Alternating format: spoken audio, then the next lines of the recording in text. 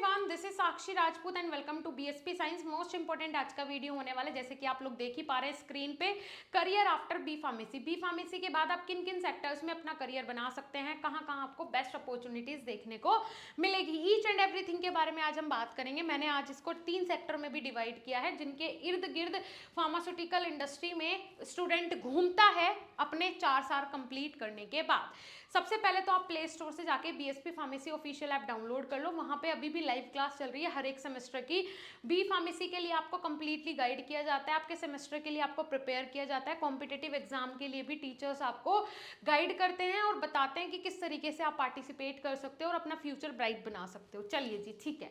तो आज के इस वीडियो को मैंने 3 पार्ट में डिवाइड किया, जैसे कि मैंने बताया। फर्स्ट आपका आ जाता है गवर्नमेंट सेक्टर, सेकंड आ जाता है प्राइवेट सेक्टर और थर्ड आ जाता है आपका सेल्स। ठीक है, ये 3 हो गए यहाँ पे सेक्टर्स आपके। उसके अलावा गवर्नमेंट सेक्टर की अगर मैं बात करूँ तो सबसे पहले स्टूडेंट कहाँ पे मूव करता है, ड्रग इंस्पेक्टर की साइड। सबसे एक स्टेबल बोल लो, एक प्रोफेशनल बोल लो, एक रेपुटेटेड जॉब बोल लो। अगर गवर्नमेंट सेक्टर की बात करूँ तो वो ड्रग इंस्पेक्टर की होती है।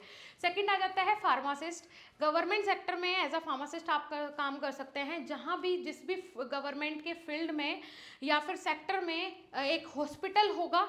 वो डिफेंस में भी होता है, वो आर्मी में भी होता है, वो बीएसएफ में भी होता है, वो आपका नेवी में भी होता है, वो आपका एयरफोर्स में भी होता है, वो डिफेंस में भी होता है। हर जगह हॉस्पिटल होता ही है। आपने देखा होगा जो भी गवर्नमेंट के लोग होते हैं, एम्प्लॉयज़ होते हैं, अगर उन्हें कोई भी प्रॉब्लम होती है, बीमारी होती है, किसी भी तरीके की इंजरी हो जाती है तो वो हॉस्पिटल में जाते हैं। मतलब जहाँ पे भी सेंट्रल या फिर स्टेट लेवल का हॉस्पिटल होगा गवर्नमेंट का, वहाँ पे फार्मासिस्ट की नीड होगी। और जो नॉर्मल गवर्नमेंट हॉस्पिटल होते हैं नॉर्मल लोगों के लिए, वहाँ तो गवर्नमेंट फार्मासिस्ट की नीड होगी ही होगी। ये तो बिल्कुल आम सी बात है। तो मतलब आप एज अ गवर्नमेंट फार्मासिस्ट भी काम कर सकते हैं। वैकेंसीज आती रहती हैं, ज़्यादा नहीं आती है वैकेंसी, लेकिन आती रहती हैं। नेक्स्ट आ जाते हैं आपके अलग अलग सेक्टर्स, जैसे कि मैंने बताया आरआरबी मतलब रेलवे रिक्रूटमेंट बोर्ड में आप काम कर सकते हैं रेलवे फार्मासिस्ट के तौर पे।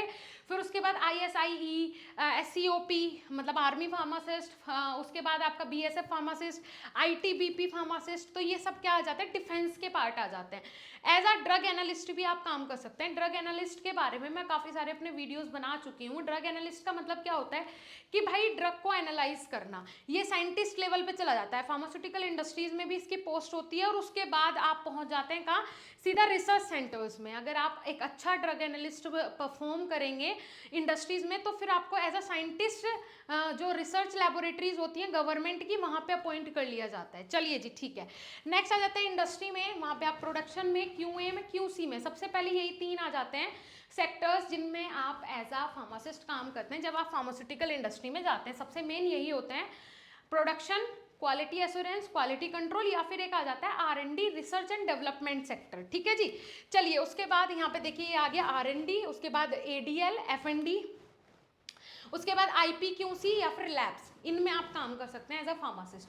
काफ़ी सारे यहाँ पे आपको अलग अलग डिपार्टमेंट्स देखने को मिलते हैं फार्मास्यूटिकल इंडस्ट्रीज़ के अंदर। बहुत सारे डिपार्टमेंट्स होते हैं और day by day pharmaceutical industries में, प्राइवेट सेक्टर में जॉब्स आती रहती हैं, क्योंकि 3500 के समथिंग टोटल मैन्युफैक्चरिंग प्लांट और फार्मास्यूटिकल इंडस्ट्रीज़ हैं हमारे यहाँ इंडिया में। तो एम्प्लॉयमेंट वहाँ पे कभी भी ऐसा नहीं होता कि कम होगी, वहाँ पे वैकेंसीज निकलती रहती हैं। बस डिपेंड करता है कि आपकी स्किल्स क्या हैं। आपकी स्किल्स अगर सही होंगी तो ये आपको उसी पोजीशन पे रखेंगे। अगर आप में स्किल्स ही नहीं होगी तो कम से कम 1 साल तो आपका ट्रेनिंग पीरियड निकलेगा, उसमें 8,000, 7,000, 9,000, 10,000 तक आपकी सैलरी होती है। उसके अलावा सेल्स में आप एज अ एमआर या फिर मार्केटिंग, जिसे आप एमआरशिप बोलते हैं, ठीक है जी, या फिर सेल्स एंड मार्केटिंग बोलते हैं, वो काम कर सकते हैं। एमआर का मतलब क्या होता है, देखिए किसी भी प्रोडक्ट की मार्केटिंग के बिना उसको हम सेल नहीं कर सकते हैं।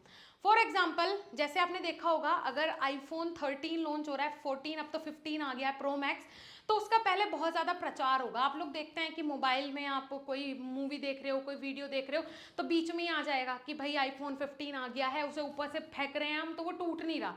या फिर कोई भी प्रोडक्ट ले लो, बाटा की कोई भी शूज़ नया उसने निकाला है, आया है उसका, तो उसका प्रचार होगा दबा के। मतलब कहने का है जो दिखता है वही बिकता है। तो एक फार्मास्यूटिकल इंडस्ट्री में एमआर बहुत ज़्यादा वैल्यू ऐड करता है, क्योंकि ये क्या करता है, प्रोडक्ट तो इंडस्ट्री ने बना दिया लेकिन उसकी मार्केटिंग करना, उसको मार्केट में ले जाना, उसकी पहचान करवाना, उसके फायदे नुकसान बताना, वो काम होता है एक एमआर का। तो इसके बिना फार्मास्यूटिकल इंडस्ट्री एग्जिस्ट ही नहीं करेगी अगर उसकी मार्केटिंग के लिए कोई नहीं होगा। तो यहाँ पे इसीलिए स्टार्टिंग सैलरी आपको अच्छी खासी मिल जाती है प्राइवेट सेक्टर में। इसीलिए यूथ ज़्यादातर, आपने भी अपने सीनियर्स को सुना होगा, ज़्यादातर फार्मास्यूटिकल इंडस्ट्री में कम जाएंगे, लेकिन क्या कर रहे हैं, वो तो मार्केटिंग कर रहा है, वो तो एमआरशिप कर रहा है, इतना टारगेट मिल रहा है उसको दिन का, वो टारगेट कंप्लीट करना होता है। ठीक है जी, तो ये हो गया, ये मैंने आपको तीनों सेक्टर्स के बारे में सारी चीज़ें बता दी हैं। अब आप खुद समझदार हो, आप खुद जानते हो कि आपको किस सेक्टर में जाना चाहिए। अगर आप इनकी डीप नॉलेज लेना चाहते हो तो हमारा दूसरा चैनल है बीएसपी फार्मेसी, उस पर आप जाके देख सकते हो। वहाँ पे मैंने एक लॉन्ग वीडियो बनाया जिसमें गवर्नमेंट और प्राइवेट सेक्टर को दोनों को डिफ्रेंशिएट किया है, और बहुत सारे वीडियोस मेरे वहाँ पे आपको मिल जाएंगे। फार्मेसी में फ्यूचर कैसे बनाना है, करियर स्कोप क्या है, जॉब कैसे मिलेगी, ईच एंड एवरीथिंग के बारे में मैं वहाँ पे आपको गाइड करती हूँ। जाके सब्सक्राइब जरूर कर लेना। ठीक है जी, चलिए अब आ जाता है हमारा नेक्स्ट, फार्मा जॉब अपॉर्चुनिटीज। अब डिफरेंट जॉब अपॉर्चुनिटीज भी है फार्मा सेक्टर में, वो तीन तो मेन हो गई जिसके चारों तरफ स्टूडेंट घूमते हैं फार्मा कंप्लीट करने के बाद।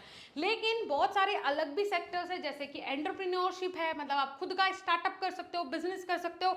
और अभी तो वैसे भी इंडिया में स्टार्टअप की लहर दौड़ रही है ना, जिस बंदे को देखो वो स्टार्टअप करने की सोच रहा है, तो आप स्टार्टअप कर सकते हो खुद का। उसमें आप अपना होलसेल का मेडिकल स्टोर डाल सकते हो, आप रिटेल का मेडिकल स्टोर डाल सकते हो, आप मैन्युफैक्चरिंग प्लांट डाल सकते हो, खुद का दवाई बनाने का जो छोटा सा प्लांट होता है वो आप बना सकते हो। ठीक है, उसके बाद एकेडमिक्स में जा सकते हो, यहाँ पे एज अ लेक्चरर आप काम कर सकते हो, एज अ असिस्टेंट प्रोफेसर काम कर सकते हो।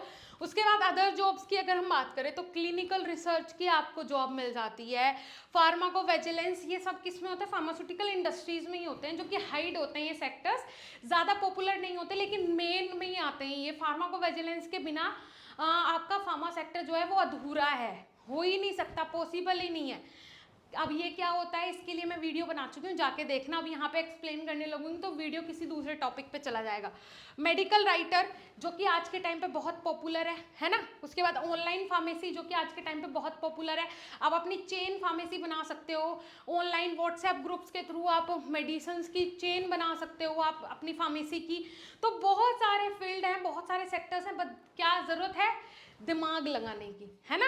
चलिए, मार्केट रिसर्च, ये भी एक बहुत अच्छा परफॉर्म करता है अगर आप किसी भी फार्मास्यूटिकल इंडस्ट्री में, क्योंकि मार्केट की रिसर्च करना जरूरी है। मार्केट में चल क्या रहा है, नया क्या आ रहा है, कोई कुछ नया तो नहीं लेके आया, किसी ड्रग का कोई इफेक्ट तो नहीं हो रहा, ये सारी चीजें पता करता है एक मार्केट रिसर्चर। उसके बाद हॉस्पिटल फार्मासिस्ट तो मैं आपको बता ही चुकी हूँ, तो नॉर्मल है। प्राइवेट में यहाँ पे बता रहे हैं कि प्राइवेट हॉस्पिटल में भी एज अ फार्मासिस्ट आप काम कर सकते हो। उसके बाद फ्यूचर एजुकेशन, अगर आप फ्यूचर में एजुकेशन की साइड जाना चाहते हो बी फार्म के बाद, तो आप एम फार्म कर सकते हो, या फिर आप MBA कर सकते हो, ये आपके पास काफ़ी अच्छे ऑप्शन है। PhD कर सकते हो आप डायरेक्टली बी फार्म के बाद। इसमें कुछ क्राइटेरियाज होते हैं कि 75 के अबाव ही आपके परसेंटेज होने चाहिए एवरेज बी फार्मेसी में, और कुछ पर्टिकुलर यूनिवर्सिटीज़ और इंस्टीट्यूट ही हैं जो कि ये अभी करवा रहे हैं, सारे इंस्टीट्यूट और सारे कॉलेजेस नहीं करवा रहे हैं।